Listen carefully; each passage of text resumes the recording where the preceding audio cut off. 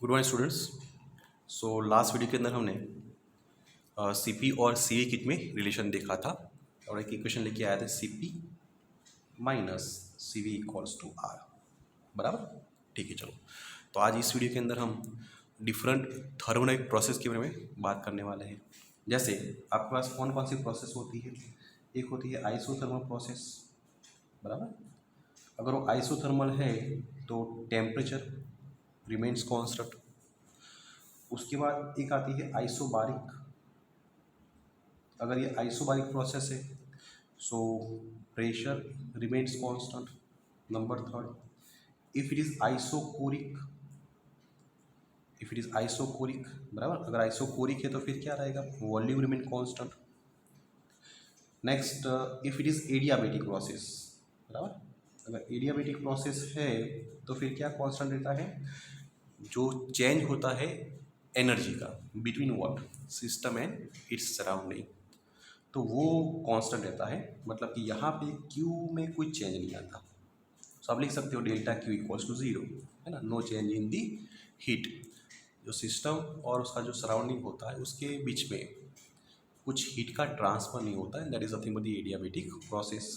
और एक और आपको प्रोसेस देखनी है, that is cyclic process. Cyclic process, अब ये साइक्लिक प्रोसेस क्या है।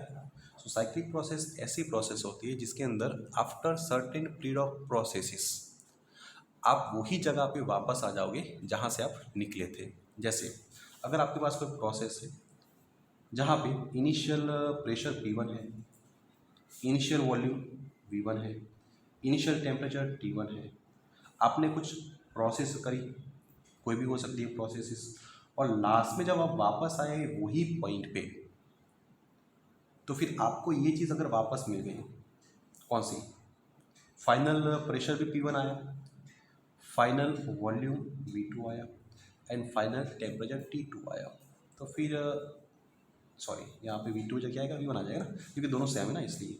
सो P1 V1 एंड T1, ये सब इसको P2 लिख दो, चलो ठीक है। सो अगर ये दोनों इक्वल हो गए, मतलब जो P1 और P2 दोनों सेम हो गए, V2 V1 सेम हो गए, T1 T2 सेम हो गए, मतलब आप यहाँ पे वापस आ गए। सो इस प्रोसेस को हम बोलते हैं साइक्लिक प्रोसेस, बराबर, ठीक है। चलो, अब आपको हर एक प्रोसेस के अंदर आपको वर्क निकालना है, work in each processes. So first हम स्टार्ट करते हैं आइसोथर्मल से। तो शायद आपको मैंने ये समझाया हुआ है क्लास के अंदर कि अगर कोई प्रोसेस आइसोथर्मल है, अगर कोई प्रोसेस आइसोथर्मल है तो उसके अंदर वर्क कैसे निकालते हैं। एक बार फिर से आप रिपीट कर लो, तो कहाँ स्टार्ट किया था। सो मेन इक्वेशन कुछ ऐसा आया था ना, V1 V2 फिर PdV, बराबर, ओके। फिर यहाँ पे हमने चेंज किया था, PV इक्वल्स टू क्या था, NRT। So in place of P आप क्या लिख पाओगे, NRT/V, क्या हो जाएगा, NRT/V। इसको आप यहाँ पे रिप्लेस कर दो। सो वर्क का इक्वेशन क्या निकल के आएगा, V1 से V2, और प्रेशर की जगह आएगा ये वैल्यू NRT/V इंटू TV, ठीक। अब देखो इसको आप बाहर निकाल दो क्योंकि कांस्टेंट हो जाएगा। सो NRT कांस्टेंट बाहर निकाल दो। सो V1 से V2 1/V dV, क्या निकल गया है, 1/V dV, ठीक। अच्छा, अब देखो ये 1/V dV का इंटीग्रेशन क्या आता है, ln V आता है।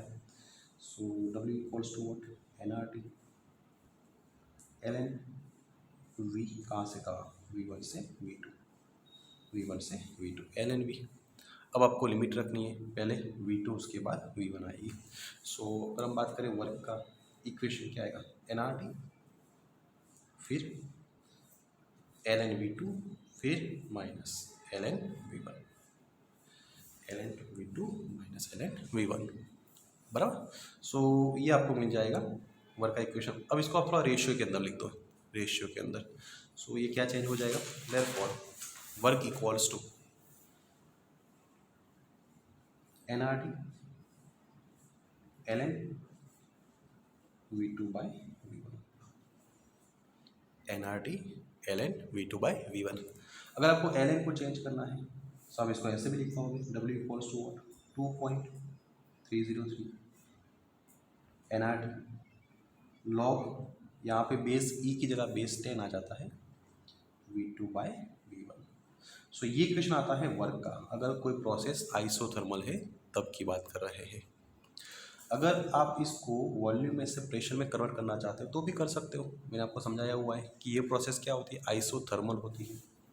अगर ये आइसोथर्मल हुई तो P1V1 किसके बराबर हो जाएगा, P2V2 के बराबर हो जाएगा। इसका मीनिंग क्या निकालोगे, जो V2/V1 है वो किसके इक्वल आएगा, P1/P2। सो ये वैल्यू आप रिप्लेस करके देखो। सो यहाँ पे वर्क का इक्वेशन क्या मिल जाएगा, 2.303 NRT log बेस 10 P1 से P2। सो ये दोनों इक्वेशन किसके आएंगे, वर्क के इक्वेशन आएंगे। कब, जब प्रोसेस कौन सी हो, आइसोथर्मल प्रोसेस हो, तो आपको ये दो इक्वेशन वर्क के यूज़ करने हैं। जब वॉल्यूम गिवन है तो ये इक्वेशन यूज़ कर लेना, और अगर प्रेशर गिवन है तो ये इक्वेशन यूज़ कर लेना। ये दो न्यूमेरिकल भी आपको मैंने करवाया था, याद करो, एक न्यूमेरिकल इसके ऊपर मैंने आपको करवाया था, और कैसे आपको वैल्यू मिल सकती है वो भी आपको मैंने समझाया हुआ है, बराबर, ठीक है। चलो उसके बाद सेकेंड प्रोसेस की बात करते हैं कि अगर आपकी प्रोसेस आइसोकोरिक है, if your process is isochoric, तो उस टाइम वर्क का इक्वेशन क्या बनेगा। सो स्टार्ट करते हैं, वही आपका जनरल इक्वेशन वर्क का क्या होता है, वर्क इक्वल्स टू इंटीग्रेशन कहाँ से कहाँ लेना है, V1 से V2। इक्वेशन क्या बना था, P/dV, क्या बना था, P/dV।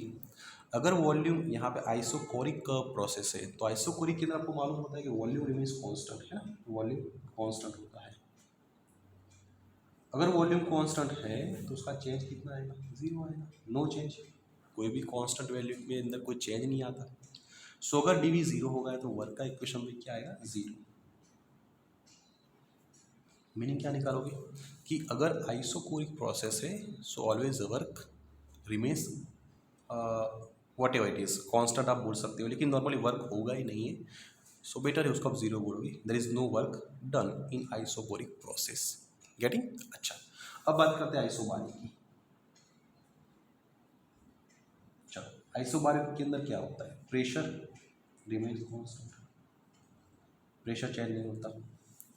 अगर प्रेशर कांस्टेंट है तो वर्क का फिर से इक्वेशन क्या बन जाएगा, वही सेम इक्वेशन आएगा, जनरल इक्वेशन V1 से V2 फिर P/dV, है ना, ये आपका जनरल इक्वेशन है ना। अब एक काम करो, प्रेशर कांस्टेंट मतलब उसको बाहर निकालो। सो W क्या बनेगा, V1 से V2 dV, क्या बनेगा, V1 से V2 dV बन जाएगा। अब इसका इंटीग्रेशन क्या आएगा, इसका इंटीग्रेशन आपको मालूम है, W इक्वल्स टू P, इसका इंटीग्रेशन आएगा V आएगा, बराबर, V1 से V2। अब पहले लिमिट कौन सी आएगी, so work equals to P, पहले लिमिट आएगी इसकी V2, फिर माइनस करो, अब ये आएगी ये V1। सो P/V2 माइनस V1। अच्छा ये तो क्या हुआ, चेंज इन वॉल्यूम हुआ। सो वर्क का इक्वेशन आप ऐसे भी लिख सकते हो, P∆V, work equals to what, P∆V। What is ∆V, change in volume. अगर V1 की बात करो तो V1 क्या हो जाएगा, इनिशियल वॉल्यूम। अगर V2 की बात करो तो V2 क्या हो जाएगा, फाइनल वॉल्यूम। सो ये प्रोसेस हुई आपकी आइसोबारिक। अब एक देखते हैं एडियाबेटिक प्रोसेस के लिए। एडियाबेटिक प्रोसेस, चलो इसके अंदर वर्क निकालते हैं, कैसे निकालोगे। अब एडियाबेटिक के लिए आपको ये इक्वेशन मालूम होगा, PV/गामा इक्वल्स टू कांस्टेंट। ये इक्वेशन आता है, PV/गामा इक्वल्स टू कांस्टेंट, इसको आप ए मान के चलो, कांस्टेंट को आप ए मान के चलो, बराबर, ये इक्वेशन होता है। अच्छा गामा क्या होता है आपको शायद आता होगा, CP/CV, है ना, गामा क्या होता है, CP/CV, ठीक है। चलो अब इक्वेशन वर्क का, सो वर्क का मैं इक्वेशन बोलूँ, W इक्वल्स टू इंटीग्रेशन कहाँ से कहाँ, V1 से V2 P/dV। चलो ये तो जनरल इक्वेशन है। चेंज क्या करना है आपको, P को चेंज करना है। अगर आप यहाँ से P को चेंज करो तो ऐसे लिख सकते हो, यहाँ पे A और नीचे ये आ जाएगा, बराबर ना। सो क्या लिखोगे, V1 से V2 in place of P, A upon ये नीचे आ जाएगा V/गामा/dV, बराबर, ठीक है। चलो अब ये तो कांस्टेंट है, उसको बाहर निकाल दो। So if A comes out of the integration, you are getting what, 1 upon V/gamma into dV, बराबर। अब इसको आप ऊपर लेके आओ, सो क्या बन जाएगा, ए इंटीग्रेशन कहाँ से कहाँ करना है, v1 से v2, इसको ऊपर लेके आओ, v power minus gamma into D बन जाएगा, बराबर। क्योंकि आपको मालूम है कि अगर 1/x² है तो उसको आप क्या लिखोगे, x-2 लिख पाओगे, सिंपल कंसेप्ट। अगर 1 पावर y² तो क्या लिखोगे, y पावर -2। वैसे यहाँ पे 1/दिस वैल्यू, इसको ऊपर लेके आओ, v पावर माइनस गामा हो जाएगा। अब देखो इसका इंटीग्रेशन करो तो आपको मालूम है again, what is integration of x power n dx, क्या आता है, x power n+1/n+1, x power n+1/n+1। So ये वैल्यू अगर यहाँ पे आप रिप्लेस करोगे इन टर्म्स ऑफ इंटीग्रेशन, सो वर्क का इक्वेशन क्या बन जाएगा, w equals to A as it is, बराबर। यहाँ पे क्या लिखोगे, -गामा+1 -गामा+1, लिमिट कहाँ से कहाँ रखनी है, v1 से v2, कहाँ पे आएगी, v1 से v2। क्या किया आपने, इंटीग्रेशन, किसका इंटीग्रेशन किया है, v पावर माइनस गामा का, बराबर। अब लिमिट रखो, चलो पहले कौन सी लिमिट आती है, अपर, उसके बाद आती है लोअर लिमिट आती है। सो यहाँ पे इक्वेशन बनेगा वर्क इक्वल्स टू, चलो ए को एज इट इज रखो, यहाँ पे लिमिट रखनी है ना, सो वी की जगह क्या आएगा, v2 आएगा, -गामा+1, फिर माइनस करो, अब इसकी जगह upper limit, sorry lower limit आएगी, v1 -गामा+1, नीचे क्या आएगा, इसको आप पहले लिख दो, चलो सो क्या आएगा, 1 माइनस गामा, क्या आएगा, 1 माइनस गामा, बराबर। अच्छा, अब एक को अंदर मल्टीप्लाई कर दो, सो w इक्वल क्या आएगा, a v2 -गामा+1, फिर माइनस a v1 -गामा+1 upon 1 minus gamma, 1 minus gamma. अब एक की जगह आप क्या लिख पाओगे, ये रखो p पावर गामा लिख पाओगे ना ये। सो अगर यहाँ पे v2 है तो इसको हम ऐसे लिखेंगे, वर्क इक्वल्स टू, एक की जगह क्या आएगा, p2 v2 पावर गामा, ये तो एज इट इज -गामा+1, फिर माइनस, फिर से एक ही जगह, अब ये v1 के साथ है, सो p1 v1 power gamma, v1 की जगह क्या आएगा, -गामा+1 आ जाएगा, अपॉन ये वैल्यू क्या आएगा, 1 माइनस गामा, 1 माइनस गामा।